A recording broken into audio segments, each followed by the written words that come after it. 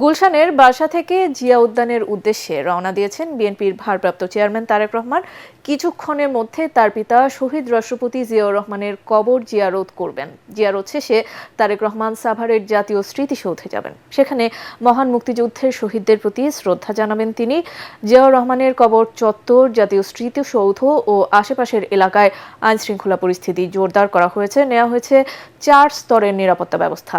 এদিকে জুমার নামাজের আগে থেকেই জিয়াউর রহমানের মাজার প্রাঙ্গণে দলের নেতা কর্মীরা জড়ো হতে শুরু করেছেন। সেখানে বিএনপির স্থায়ী কমিটির সদস্য মির্জা আব্বাস সাংবাদিকদের বলেন, তারেক রহমানের আগমনে নির্বাচন নিয়ে সকল ধোঁয়াশা কেটে যাবে।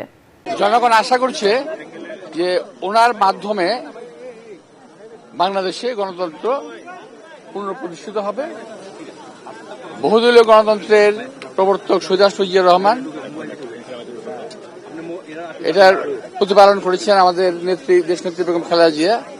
আবার এটাকে আরো পরিস্ফুটন করবেন আমাদের নেতা তারেক রহমান সাহেব। এটা মাননীয় জনগণের প্রত্যাশা।